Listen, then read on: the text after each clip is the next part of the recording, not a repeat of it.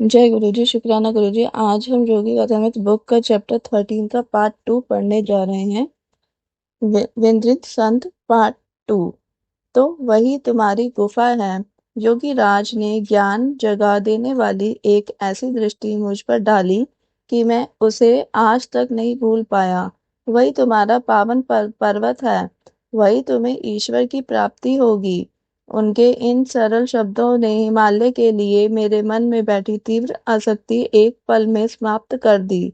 धान के एक दाहक खेत में मैं पर्वतों और अनंत बर्फ के स्वप्न से जाग गया। युवक महोदय, तुम्हारी ईश्वर लालसा प्रशंसनीय है। मैं तुम्हारे प्रति तीव्र प्रेम अनुभव कर रहा हूँ। राम गोपाल बाबू ने मेरा हाथ अपने हाथ में पकड़ा और जंगल में बनी खुली जगह में बसी एक छोटी सी विचित्र सी लगने वाली बस्ती में मुझे ले गए। इस बस्ती में घर मिट्टी के बने हुए थे, जिनकी छतें नारियल के पत्तों से बनी थी। प्रवेश द्वारों को ताजे फूलों से सजाया गया था। अपनी छोटी सी कुटीर में ले जाकर संत महाराज ने मुझे एक बांस के मचान पर बैठाया। मुझे उन्होंने नींबू का शरबत और मिश्री का एक टुकड़ा दिया। तत्पश्चात हम उनके आंगन में गए और पदासन लगाकर ध्यानस्थ हो गए। ध्यान में 4 घंटे बीत गए। मैंने आंखें खोलकर देखा तो चंद्रमा के प्रकाश में योगी राज की मूर्ति निश्चल बैठी थी। मैं अपने पेट को दृढ़ता पूर्वक याद दिला रहा था कि मनुष्य केवल अन्न से ही जीवित नहीं रहता। तभी राम गोपाल अपने आसन से उठ गए। मैं देख रहा हूँ कि तुम्हें बहुत जोर से भूख लगी है, उन्होंने कहा। भोजन अभी तैयार हो जाएगा। आंगन में ही उन्होंने मिट्टी के एक चूल्हे में आग जलाई। थोड़ी ही देर में हम केले के विशाल पत्तों पर चावल और दाल खा रहे थे। उन्होंने खाना बनाने में मेरी ओर से कोई सहायता स्वीकार नहीं की थी। अतिथि देवो भव की हिंदू लौकिक का भारत में अनादिकाल से श्रद्धा पूर्वक पालन किया जाता रहा है। बाद में अपनी विश्व भ्रमण यात्राओं में मैं यह देखकर अत्यंत आनंदित हुआ कि अनेक देशों के देहाती इलाकों में अतिथियों का इसी प्रकार सम्मान किया जाता है। शहरी लोगों में अपरिचित चेहरों की अति बहुलता के कारण अतिथि सेवा का उत्साह ठंडा पड़ गया है। उस छोटी सी जंगल बस्ती के एकांत में योगी वर के पास बैठे बैठे मनुष्यों की भीड़ भाड़ से भरे स्थान कल्पनातीत रूप से सुदूर लग रहे थे। कुटीर का वह छोटा सा कमरा एक मृद प्रकाश में रहस्यमय रूप से अलौकिक लग रहा था। राम गोपाल ने मेरा बिस्तर बनाने के लिए कुछ फटे कंबल जमीन पर बिछा दिए और स्वयं एक चटाई पर बैठ गए। उनके आध्यात्मिक आकर्षण से विभोर होकर मैंने साहस बटोरकर एक निवेदन उनसे किया, महाराज, मुझे आप समाधि क्यों नहीं प्रदान कर देते? प्रिय वत्स, मैं खुशी से तुम्हें यह ईश संपर्क कर देता, परंतु उसका मुझे अधिकार नहीं है। उन्होंने अर्धोन्मिलित नेत्रों से मेरी ओर देखा। शीघ्र ही तुम्हारे गुरुदेव तुम्हें वह अनुभव प्रदान कर देंगे। इस क्षण तुम्हारा शरीर उसके लिए तैयार नहीं है। छोटे से विद्युत बल्ब में अत्यधिक वोल्टेज की विद्युत छोड़ दी जाए तो उसके जैसे परखच्चे उड़ जाएंगे। उसी प्रकार तुम्हारी नाड़ियां भी अभी महाप्राण के उस अत्यधिक भारी प्रवाह को सहन करने के योग्य नहीं बनी है। इसी समय यदि मैं तुम्हें समाधि दे दूं तो तुम ऐसे जलोगे कि मानो तुम्हारे शरीर की प्रत्येक कोशिका में आग लग गई हो। तुम मुझसे ब्रह्म ज्ञान चाहते हो? योगीवर सोच में डूबे हुए आगे कहते जा रहे थे, जबकि जितना नगण्य व्यक्ति मैं हूँ और जितनी अत्यल्प ध्यान धारणा मैंने की है, उससे मैं स्वयं इस अचरज में हूँ कि क्या मैं भगवान को प्रसन्न करने में सफल हो पाया हूँ। और उसकी दृष्टि में अंतिम मूल्यांकन का समय मेरा मूल्य क्या होगा? महाराज, क्या आप लंबे समय से अन्य भाव से ईश्वर प्राप्ति का प्रयास नहीं करते आ रहे हैं? मैंने कुछ खास नहीं किया है। बिहारी ने तुम्हें मेरे जीवन के विषय में अवश्य ही कुछ बताया होगा।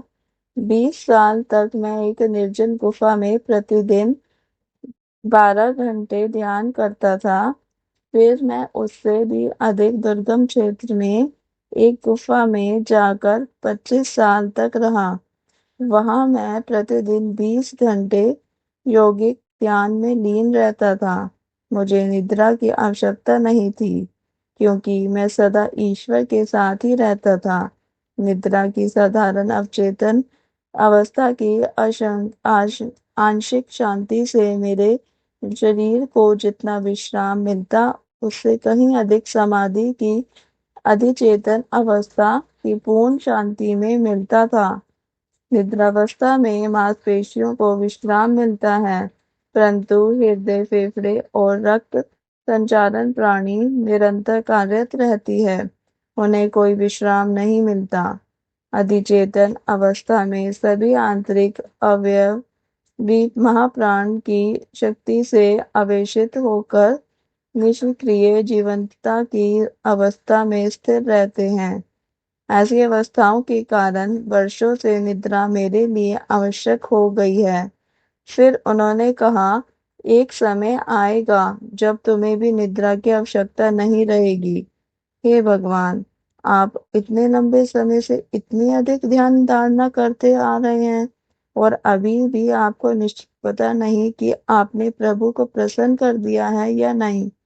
मैंने आश्चर्य से कहा, फिर हम जैसे साधारण लोगों का क्या होगा? क्या तुम नहीं समझ रहे हो वत्स, कि ईश्वर स्वयं अनंत काल है? यह सोचना कि केवल 45 वर्षों की ध्यान धारणा से कोई उसे पूर्ण रूप से जान लेगा, असंगत अपेक्षा रखना है। तथापि बाबा जी हमें यह विश्वास अवश्य दिलाते हैं कि थोड़ी सी ध्यान धारणा भी मृत्युभय और परलोक की अवस्था से भय से हमारा रक्षण करती है। तुच्छ पर्वतों को अपना आध्यात्मिक आदर्श न बनाकर निगुण ईश्वर प्राप्ति के तारे पर अपना लक्ष्य केंद्रित करो। यदि कठिन परिश्रम करोगे तो वहां पहुंच जाओगे। इस संभावना से रोमांचित होकर मैंने उनसे कुछ और ज्ञानोपदेश करने की याचना की। उन्होंने लाहिड़ी माशे के गुरु बाबा जी के साथ अपनी प्रथम भेंट की अद्भुत कहानी सुनाई। लगभग मध्यरात्रि होने पर तब राम गोपाल मौन हो गए और मैं अपने कंबलों पर लेट गया। जब मैंने आंखें बंद की तो मुझे बिजलियां कौंधती दिखाई देने लगी। मेरे अंदर का विशाल अंतराल जैसे पिघले हुए प्रकाश से भर गया। मैंने आंखें खोली तो वही चुंधियाने वाला प्रकाश दिखाई दे रहा था। वह कुटीर उस अनंत महाकाश का एक छोटा सा हिस्सा बन गई थी, जिसे मैं अपनी अंतर्दृष्टि से देख रहा था। तभी योगीराज ने कहा, तुम सोते क्यों नहीं? महाराज, मैं कैसे सो सकता हूँ जब मेरे चारों ओर बिजलियां कौंध रही हो, चाहे मेरी आंखें बंद हो या खुली। तुम धन्य हो जो तुम्हें यह अनुभव मिल रहा है। इन आध्यात्मिक प्रभाव किरणों का दर्शन आसानी से नहीं होता। फिर उन्होंने स्नेह के कुछ और शब्द कहे। उषाकाल होने पर राम गोपाल ने मुझे मिश्री के कुछ टुकड़े दिए और वापस लौट जाने के लिए कहा। उनसे विदा लेने में मुझे इतना दुख हो रहा था कि अश्रु मेरे गालों पर बहने लगे। मैं तुम्हें खाली हाथ नहीं जाने दूंगा, योगीराज ने दर्याद होकर कहा। मैं तुम्हारे लिए कुछ अवश्य करूंगा। वे मुस्कुराए और उन्होंने अपनी दृष्टि मुझ पर स्थिर की। मैं निश्चल हो गया, मानो जमीन से चिपक गया हूँ। उनसे निसृत होने वाली शांति की धाराओं ने मेरे संपूर्ण अस्तित्व को अल्पावित कर दिया। तत्क्षण मेरी पीठ का दर्द ठीक हो गया, जो अनेक वर्षों के बीच बीच में मुझे तकलीफ देता रहता था। ज्योति में आनंद के सागर में नहा कर नव उल्लास प्राप्त करने से अब मेरा रुदन बंद हो गया। राम गोपाल की चरण वंदना करके मैं जंगल में प्रवेश कर गया। जंगल की उलझती झाड़ियों में से रास्ता बनाते हुए कई धान खेतों को पार करता हुआ आखिर मैं तारकेश्वर पहुंचा। तारकेश्वर में दूसरी बार मैं जब मंदिर गया और वहां भगवान के सामने साष्टांग दंडवत किया, वह गोल पत्थर मेरी अंतर्दृष्टि के सामने आकार में बढ़ता गया और आकाश पिंड बन गया, जिसमें वलयों पर वलय, अंचलों पर अंचल सभी ईश्वर की प्रभा से ओतप्रोत लग रहे थे। 1 घंटे बाद मैं खुशी खुशी कोलकाता की गाड़ी में बैठ गया। मेरी यात्राओं का अंत हो गया, उतुंग पर्वतों में नहीं बल्कि अपने गुरु के हिमालय सदृश व्यक्तित्व के चरणों में। जय गुरु जी, शुक्राना गुरु जी। इसी के साथ इस चैप्टर का पार्ट 2 समाप्त होता है। कल हम चैप्टर 14 का पार्ट 1 पढ़ेंगे, समाधि लाभ। जय गुरु जी, शुक्राना गुरु जी। मेरी वॉइस में अगर किसी को अच्छा लगे तो चैनल को सब्सक्राइब ज़रूर करें, साथ ही वीडियो को लाइक, शेयर और कमेंट ज़रूर करें। जय गुरु जी, शुक्राना गुरु जी।